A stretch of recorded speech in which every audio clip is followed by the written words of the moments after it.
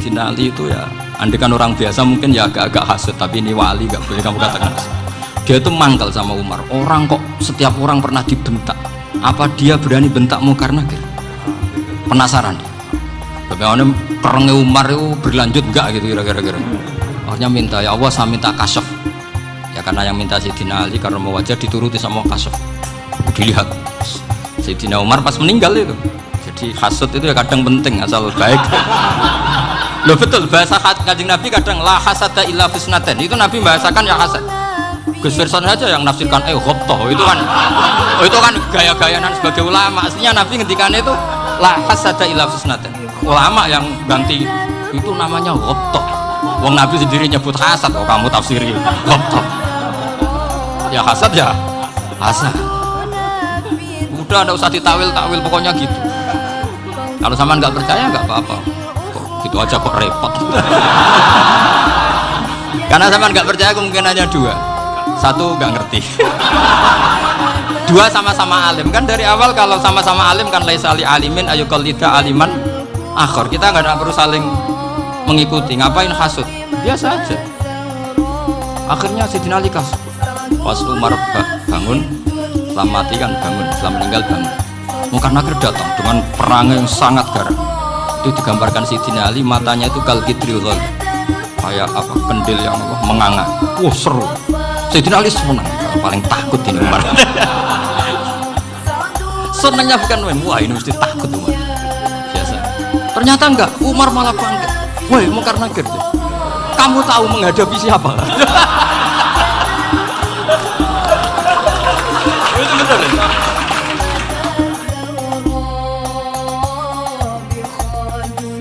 Jadi di antara syafaatnya Quran itu orang nggak jadi masuk neraka. Jadi syafaat itu ada dua, dari neraka diangkat ke surga dan itu bisa lama itu.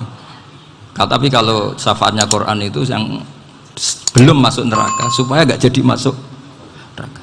Karena neraka juga punya aturan, dia juga kena aturan fikih. Jadi loh betul ini, saya ada guyon. Jadi kena konstitusi apa? Fikih. Sama tak ceritani syafaatnya Quran itu ada orang itu beling itu fasik. Itu dia hafal surat Tabarok. Hafal betul. Tabarakalladzi biyadihil mulku wa huwa ala kulli syai'in qadir alladzi khalaqal mauta wal hayata. Pertanyaannya gini, boleh enggak orang menginjek surat Baqarah? Boleh enggak? Enggak. Padahal orang hafal Quran itu artinya ayat itu ada di hatinya. Fa inna wa ta'ala la yu'adzibu qalban wa al-Qur'ana. Allah tidak akan menyiksa hati yang menyimpan Quran, yang jadi flash disknya Quran, yang jadi rekaman Quran. Singkat cerita orang ini hafal. Pas ketemu Munkar Nakir prosedur kan, ini orang fasik mau diantemin sama Munkar Nakir. Prosedur ya, dia kan prosedur standar.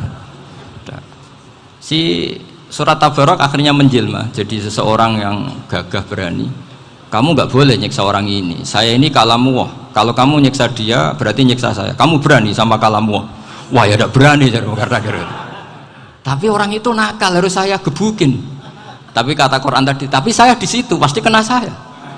Oh debat, nggak ada lajnahnya ini nggak ikut. Kalau Gus Verjon ikut jadi lajnah. Kalau jadi lajnah pasti kroninan. Kalau santrinya dimenangkan nanti. Akhirnya debat. Ya sudah kita ketemu Allah. Akhirnya Munkar Nakir sama Quran tadi surat Tabarok datang sowan sama Allah. Terus kata Allah, memangnya kenapa Munkar Nakir? Saya harus nyiksa dia karena dia fasik ya Allah. Memangnya kenapa surat Tabarok? Saya ada di situ. Menurut aturan orang tuh nggak boleh injak-injak Quran. Kalau dia nutuk saya, nutuk Quran, itu harus dikasih tahu fikihnya Munkar Nakir. Akhirnya Allah ngendikan gini ke surat Tabarok. Ya sudah terserah kamu. Kalau terserah kula Gusti, Munkar Nakir nggak boleh nyentuh orang ini. Ya sudah selamat. Sehingga terus itu sama baca di termasuk mujizatnya surat Tabarok di tafsir Ibnu Katsir banyak. Karena tadi logikanya malaikat itu juga kena aturan fikih. Sehingga banyak ulama termasuk Said Muhammad ngendikan pertanyaan Munkar Nakir itu tidak semua orang kena. Kalau semua orang kena nanti kalau tanya Nabi Muhammad, waman nabiyuka? Kacau kan jamnya. Nabi kamu siapa? Lu saya ini nabi. Ya kan? Lah nanti kalau pas ketemu Nabi Ibrahim, waman abuka? Jadi repot kan? Makanya ada kiai yang guyon kalau ditanya merebuka, saya ini guru tauhid sembrono. Saya ini ngajar Ummul Barohin, kamu tanya merebuka. Masyhur itu keramatnya Imam Malik itu. Ada Ashabu Malik, rajulun min ashabi Malik, beliau ditanya mungkar nakir merebuka menabiuka. Imam Malik datang, ini seumur-umurnya itu ngajar tauhid. Kok kamu bedai enggak sopan kamu. Dan kita berharap barokah sampean ngaji nanti itu. Yes. Malaikat itu anak sungkane gitu. Jadi itu ada. Dan saya meskipun guyon itu serius. Bedanya orang alim sama ndak itu di situ. Kalau orang alim itu guyon itu masih bener, masih serius. Coba saya bacakan ayatnya. Ala inna auliya Allahi la khaufun alaihim wa lahum yahzanun. Terus lahumul busyra fil hayatid dunya fil akhirah. Artinya kalau mungkar nangkir dengan penampilan garang gitu, berarti ada ketakutan apa enggak? Ada. Padahal ciri utama walinya Allah tidak ada ketakutan. Makanya itu termasuk dalilnya Sayyid Muhammad, tidak semua orang alami seperti itu karena wali-wali itu la khaufun alaihim wa lahum yahzanun. Wah anak kiai ketemu karena kerja buat tidur wedek. Iku dreseke ora kok pertanyaan tok nak konan santri piye. Lho isen wis kiai dihanjuti mau karena ker. Malu gak kira-kira? Mesti pelengane konan santri piye. Nak jawabannya gampang karena pernah ngajar tauhid. Makanya Sayyidina Ali ini cerita ini ada di kitab Nurul Dholam, sama lihat di kitab Nurul Dholam karangannya Syekh Nawawi Banten. Itu Sayyidina Ali itu ya, andekan orang biasa mungkin ya agak-agak hasut, tapi ini wali gak boleh kamu katakan hasut. Dia itu mangkal sama Umar. Orang kok setiap orang pernah dibentak, apa dia berani bentak Munkar Nakir? Penasaran dia. Bagaimana kerengnya Umar itu berlanjut enggak gitu kira-kira. Akhirnya minta, ya Allah saya minta kasyaf. Ya karena yang minta Sayyidina Ali karena mau wajah dituruti sama kasyaf. Dilihat Sayyidina Umar pas meninggal itu. Jadi hasud itu ya kadang penting asal baik. Loh betul bahasa Kanjeng Nabi kadang la hasada illa fisnaten. Itu Nabi bahasakan ya hasad.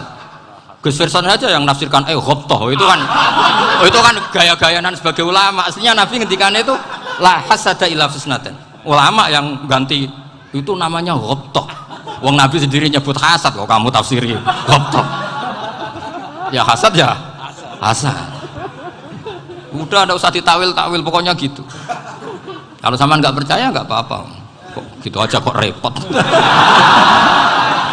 Karena sama nggak percaya kemungkinannya dua. Satu nggak ngerti. Dua sama-sama alim kan dari awal kalau sama-sama alim kan laisa li alimin ayuqallida aliman akhor. Kita nggak perlu saling mengikuti. Ngapain hasud? Biasa aja. Akhirnya Sayyidina Ali kasih. Pas Umar bangun. Setelah mati kan bangun, setelah meninggal bangun. Munkar Nakir datang dengan perang yang sangat garang. Itu digambarkan Sayyidina Ali matanya itu kal kidril ghali. Kayak apa? Kendil yang apa? Menganga. Wah, seru. Sayyidina Ali senang, paling takut ini Umar. Senangnya bukan main. Wah, ini mesti takut Umar. Biasa. Ternyata enggak, Umar malah bangkit. Woi, Munkar Nakir aja. Kamu tahu menghadapi siapa? Itu betul ya? Kamu itu menghadapi temannya ahabbal khalqi ilallah. Yang diandalkan temannya bukan dia. Kamu tahu yang kamu hadapi, saya ini teman kekasihnya Allah. Jadi boleh kamu mengandalkan Mbak Firjon. Tapi nanti resikonya Munkar Nakir tanya, itu Firjon siapa? Wah itu masalah kan. Makanya syaratnya wali itu harus ma'rufun fis sama. Di langit sudah populer. Makanya dulu ada orang yang saking seninya Abdul Qadir ditanya apa saja jamnya Abdul Qadir Al-Jilani itu aman karena beliau populer. Makanya program kita harus populer dulu di langit. Nah, itu nanti kalau dicatut oleh santri-santri nggak apa-apa. Kalau nggak populer nanti dicatat itu siapa? Masalah ini. Umar itu yang dibanggakan itu, kamu tahu saya siapa? Ya enggak tahu, saya ini temannya kekasihnya Allah. Temannya Muhammad, iya Muhammad Rasul. Wah mikir, waduh, repot. Loh di dunia aja gitu kan, temannya presiden, temannya panglima, apalagi ini temannya Sayyidul Awalin wal Akhirin. Di dunia aja bilang temannya presiden, menteri, orang sudah takut, apalagi ini temannya Sayyidul Awalin. Hanya Munkar Nakir terus konfirmasi sama Allah, gimana ya Allah ini ngadepi. Sebetulnya yang diandalkan itu temannya, bukan dia. Wah, akhirnya sama Allah dibilang, ya bu, ya sama seorang seperti itu bu yang sopan. Terus semenjak itu Mungkar Nakir itu nggak selalu berpenampilan seperti itu, sangat. Jadi semoga itu konsisten sampai nanti. Jadi kamu kalau ingin nggak takut Mungkar Nakir, jadi wali dulu. Karena syaratnya tadi hanya wali sing la khaufun alaihim walahum yahzanun lahumul busyra fil hayatid dunya fil akhirah. Jadi orang itu kalau ngaji itu harus khatam. Jangan semuanya kena pertanyaan. Dan kalau semuanya kena pertanyaan nanti repot. Kalau Nabi Muhammad ditanya waman Nabi Yuga, Nabimu siapa? Lu kan terus jadi aneh. Jadi makanya ketika Sayyid Muhammad semua ulama lah, nggak ada am kecuali ditaksis, kecuali sifatnya Allah. Misalnya bikulli syai'in alim, ya benar-benar bikulli syai'in. Tapi kalau am semuanya pasti ada taksis, meskipun dalam muhawarah muhadasah biasa. Misalnya contoh gampang, istri kamu baru seneng kamu, mas nak pengen apa-apa itu lapor aku, gak apa-apa mas, mesti aku seneng sama lapor. Iku dia aku pengen wayo. Wah langsung jadi apa wae. Mesti apa wae maksudnya kecuali itu gitu. Padahal kalau ngomong mas sampean ingin apa saja tak dukung. Terus sampean bilang pengen iku wayo. Kira-kira disetujui apa enggak?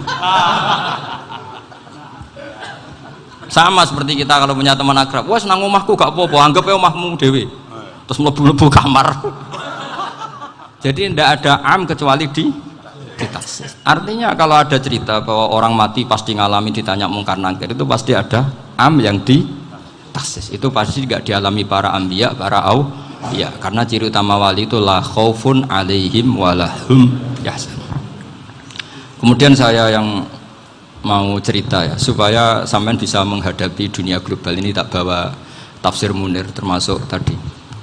Kenapa orang Islam, Rasulullah SAW itu lebih senang kalau yang menang itu orang Nasrani Romawi, ketimbang yang menang itu orang Faris, dalam hal ini ateis. Karena orang ateis itu lebih ngeri. Sebetulnya beberapa penemuan sains, terutama di ilmu medis, itu orang Amerika, kayak cloning. Tapi orang Amerika itu masih dilarang oleh gereja untuk mengaplikasi, karena nanti bayi cloning itu dipakai suku cadang. Di Amerika masih ditentang oleh fatwa-fatwa agama, baik Islam maupun Kristen. Tapi di Cina itu dipraktekkan, karena nggak ada halangan agama. Di Cina itu biasa ada kondom diolah lagi jadi alat-alat aksesoris. Di Amerika tidak ada, karena masih ada agama, masih ada larangan. Sehingga orang Islam itu lebih takut kalau yang menang itu Persia, karena terus cara berpikir ternyata Tuhan itu tidak ada, langit nggak ada perannya. Jadi ketika yang menang Nasrani masih berpikir itu pertolongan Tuhan, meskipun mungkin cara mengatakan Tuhan beda dengan kita. Tapi ada satu kesamaan bahwa kekuatan samawi itu ada. Nah, itu disebut ghulibatir rum fi adnal ardi wa hum min ba'di ghalabihim saghlibun. Di sini diterangkan oleh Syekh Nawawi supaya kamu tidak salah paham. Sebetulnya kamu katakan misalnya wah itu paham liberal, sebenarnya saya tidak tersiksa. Cuma takut yang mengatakan seperti itu cek goblokir atau ngaji gitu. Itu aja masalah saya. Ini saya baca ini karangannya Syekh Nawawi, karena tadi kata Mbak Firjon ngaji itu harus sama orang yang bersanad. Saya ini kalah sama beliau itu berkali-kali. Secara nasab saya harus manggil mbah, secara silsilah ilmu saya juga kalah lagi. Saya sering disewani sama cucu-cucu Syekhona Khalil. Kiai Siddiq itu termasuk murid dekat beliau, Syekhona Khalil. Kalau itu berarti kan Gus Firjon, Ahmad, terus Mbah Siddiq. Mbah Siddiq ngaji Syekhona Khalil. Syekhona Khalil itu pernah ngaji langsung sama Sayyid Zaini Tahlan. Berarti beliau dari Sayyid Zaini Tahlan itu baru generasi kelima. Sementara saya itu sudah ke-7 atau ke-6. Saya, Mbah Mun, Mbah Karim misalnya, Mbah Hashim, Mbah Mahfud Termas, Sayyid Abi Bakar Sato yang arangnya Anatul Tolibin, baru Sayyid Zaini Tahlan. Berarti saya ke-7, kalah lagi. Tapi untuk jadi wali biasanya cepat saya. Karena syaratnya jadi mbah itu ngalah demi putu. Jadi kalau beliau ngotot, saya dulu Gusti, saya mbahnya. Wah itu mbah yang nggak baik. Pasti jatahnya dikasihkan apa? Cucunya dulu. Makanya Abdul Muthalib itu orang yang dapat wangsit, tapi yang jadi nabi itu cucunya. Jadi dalil saya banyak. Sebenarnya Abdul Muthalib itu sudah sering dapat wangsit. Karena saya bahasakan wahyu, Nabi yang protes, enggak nabi kok dapat wahyu. Tapi sebetulnya Abdul Muthalib itu masyhur. Kalimat-kalimatnya menunjukkan bahwa beliau itu sudah dapat wahyu kalau nanti cucunya itu jadi apa? Nabi. Makanya senangnya bukan main Abdul Muthalib sama Rasulullah. Putu seneng, mbah seneng putu.